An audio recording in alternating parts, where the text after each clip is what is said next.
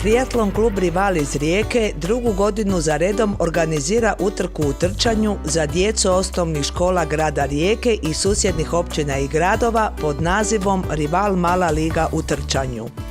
Utrka je namijenjena djeci od 1. do 8. razreda osnovnih škola, a suorganizator ovogodišnje druge po redu Rival Male lige u trčanju je Savez školskih športskih društava grada Rijeke.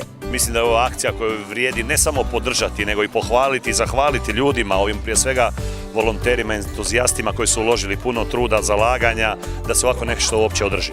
Sama činjenica da je velik broj učenika ovdje iz utrke u utrku raste zaslužuje jednu izuzetno visoku ocjenu. Pogledajte, ovdje ima takvog potencijala, ne samo ovdje, nego u cijelim riječkim osnovnim i srednjim školama ima djece izuzetno talentirane, ne samo za atletiku, za cross, za sve sportove. A njima samo treba dati šansu, odnosno dati sadržaj gdje oni mogu te svoje sposobnosti iskazati. Grupa entuzijasta iz našeg triatlon kluba su se organizirali, zamolili nas iz Riječkog sportskog saveza, iz Saveza školskih sportskih društava grada Rijeke da podržimo tu akciju. Mi smo to maksimalno podržali i nadamo se da će u godinama koja dolaze to biti ne bolje, nego puno još bolje. Rival Mala liga u trčanju sastoji se od 4 kola koja su se naizmjenično svaku drugu subotu trčala na Kostabeli u Rijeci i u Uvali Žurkovo u Kostreni. Prvo kolo održano je 24. siječnja na Kostabeli, a zadnje kolo 7. ožujka u Uvali Žurkovo. Cilj utrke je doprinijeti razvoju športskih programa za djecu, razviti naviku kod djece da se bave sportom, a trčanje je bazna disciplina kod najvećeg broja sportova. Trčanje je jedan od baznih sportova kao što je dio je atletike, kao što je plivanje, kao što je gimnastika. Dakle, ove djeca koja se danas takmiče vjerojatno mogu postići nekakve rezultate i u triatlonu i u atletici. Mi smo procijenili da bi bilo dobro da se staze odvijaju, odnosno same trke da se odvijaju na 2 lokacije. Jedna je dakle Kostrena lokacija, tu gdje jesmo danas, a druga lokacija je Kostabela, odnosno dio Rijeke koji je zapadni dio Rijeke. Staze smo birali po konfiguraciji, dakle to je prvo i osnovno. Staze ne smiju biti teške s obzirom da su uzrasti od 1. razreda osnovne škole pa do 8. razreda osnovne škole. Dakle, dužina staze i sama konfiguracija je uvjetovalo i godište takmičara koji su se takmičili. Dakle, proporcionalno tome prvi razredi su imali stazu od 600 metara, pa onda svaka sljedeća kategorija je imala 300 metara dužu stazu. Tako da, znači, do 8. razreda smo stigli negdje do 4 km, odnosno 2 km ako se ne varam. Dakle, 2 km je bila staza koja je bila krajnja staza. Dok za ove osnovno, odnosno 1. do 2. razreda, znači bila je staza oko 600 metara dugačka. U zimskim mjesecima ima malo utrka u trčanju i kondicionih treninga u prirodi, pa je utrka doprinijela održavanju kondicije i rezultata djece sportaša.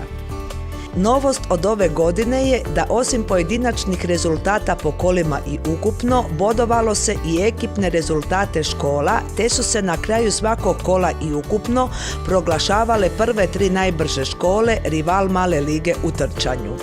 Najbolje škole i najbolji natjecatelji dobili su pehare, medalje i prigodne poklone sponzora, a svako dijete natjecatelj dobilo je diplomu za sudjelovanje na utrci. U prvom kolu bilo ih je 33, u drugom 68, trećem 118 i evo u ovom zadnjem kolu, točan broj ne znam, ali vjerujem da je bio premašen broj 120.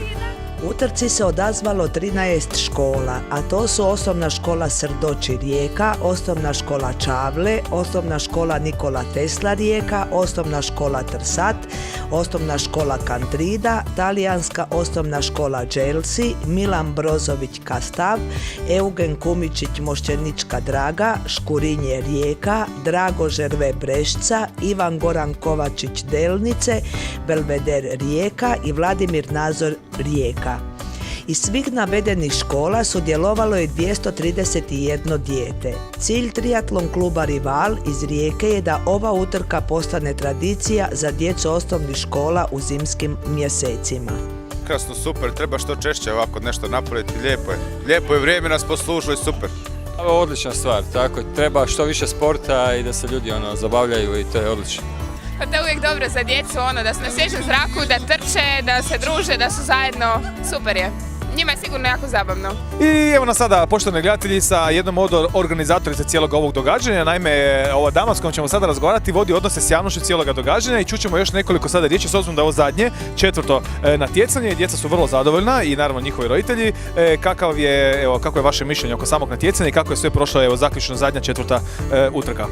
Pa evo ga, triatlon klub Rival i ja kao jedan od predstavnika organizatora jako smo zadovoljni vezano za organizaciju Rival male lige u trčanju. Cilj ovih utrka jeste da budu tradicionalne, da sažive, da ovo bude jedno obogaćivanje školskih programa za djecu grada Rijeke i susjednih općina i gradova, da djeca borave čim više u prirodi, ne samo za internetom, ne samo da sjede, nego da se i ovako druže na otvorenome.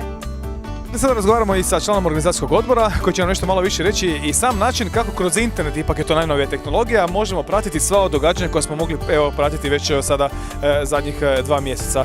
Pa evo Sanjin, prije svega kako je napravljeno putem interneta da djeca mogu lako pratiti ono što se događalo? Pa evo, mi to stvarno odlično pratimo na našim stranicama kluba www.rival.hr. Znači, otvorili smo posebnu sekciju na stranicama u sklopu stranica, druga Rival mala liga i tamo, znači, svaki recimo 2 dana, 3 dana nakon trke, nakon obrade cijelih rezultata objavimo odmah rezultat. I što se tiče same internet stranice, koliko dugo vremena će biti te slike, naravno informacije vezano za ovo natjecanje do sljedeće godine, možda do sljedećeg natjecanja ili ne? Pa bit će negdje do ljeta recimo. Zanimljivo je i sam način bodovanja, u biti kako se klasificiraju natjecatelji prvo, drugo, treće mjesto. Je li samo bitno vrijeme ili još nešto drugo? Vrijeme, da. Vrijeme, znači tako se gleda ukupni poredak i škola i pojedinačno plasman. Znači prvi, drugi, treći dobiju 15, 12, 10 i onda ostali dobiju 9, 8, 7 i tako unazad. I tako se, znači, i ukupni plasman škola, ekipno i pojedinačno. Dragi naši gledatelji, i ovdje nam se nalazi jedan od virtuoza u kuhinji i kako smo dobili sve komplimente za njegovu kuhinju, možete reći evo što se danas priprema? Srdelice, kruh, malo bit će blitve. Sardelice nam dolaze od kuda? Pa sa naše ribarnice to je. A iz ribarnice, dobro. I koliko dugo vremena je trebalo da se pripremi sami roštilj? Pa roštilj se brzo pripremi, ali pečenje samo treba malo više posla oko toga i tako. Molim te, kako ti se sviđa pizza? Odlično. Dobro, je to mislim sportska hrana inače ili? To obavezno kod Namiša. Čuš, rekao me tvoj brat da jedeš zdravo, da se baš sportski vodiš računa o tome, a mislim, znači pizza je ipak malo manje, ili? A pizza je manje, to masnoća, pa da me to ne bi malo zategnulo, tako. Dobro, a šta jedeš inače? A inače ovako sportsku hranu, proteini, bilančevine, ugljikohidrati i tako. Ozbiljno? Da. Ajme, majko. Dobro, sve najbolje. Prvo mjesto u ukupnom poretku najbržih škola osvojila je osnovna škola Srdoči iz Rijeke, drugo mjesto osnovna škola Čavle, a treće mjesto osnovna škola Nikola Tesla iz Rijeke. U kategoriji prvih i drugih razreda prvo mjesto od djevojčica osvojila je Alesija Peloza iz osnovne škole Dželsi iz Rijeke, a od dječaka Marko Čančarević iz osnovne škole Srdoči. U kategoriji trećih i četvrtih razreda prvo mjesto pripalo je Mateji Jakovac iz osnovne škole Ivan Goran Kovačić iz Delnica, a od dječaka Dominiku Džeke iz osnovne škole Nikola Tesla Rijeka. U kategoriji petih i šestih razreda prvo mjesto od djevojčica osvojila je Darija Galović iz osnovne škole Eugen Kumičić iz Moščeničke Drage, a od dječaka Edi Čargonja iz osnovne škole Čavle.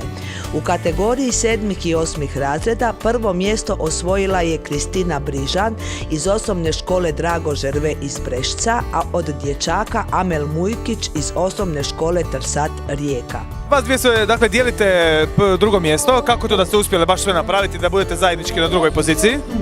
Ja sam bila prva i druga i sada sam bila četvrta, a ona je bila druga i sada je bila druga. I naravno dijelili su se nagrade i u sveukupnome za najbržu školu i evo najbrže bježe nastavnicima školi sa Srdoča. Jeste to vježbali dugo vremena, mislim ste bježali baš od profesora ili kako je to bilo? Sami smo. Sami ste bježali od profesora, što su tako grozni na Srdočima? Da. I tako ste dobro naučili svi trčati? Da. Evo, čestitamo, kao što vidite, to je kolektivni sport bježanja od profesora. Malo manje su bježali od profesora i druge škole, a sad ćemo čuti drugo mjesto nam je dakle za koga? za osnovnu školu Čavle. Znači vi malo manje bježite od profesora? Da. Dobro, evo vidimo peharicu znači ovdje i treće mjesto je za? Za osnovnu školu Nikola Tesla. Kod ove djevojčice bi trebalo reći da je ona danas možda izgubila jedno od prva, znači recimo trećeg mjesta jer je djevojčici kojoj je došlo slabo pomagala, a prema tome je možda izgubila neko od prvih. Ti si u biti pomagala drugoj prijateljici i zato nisi došla prva. Rivalovci su zadovoljni odazivom djece i roditelja te najavljuju još bolju malu ligu u trčanju 2010. godine.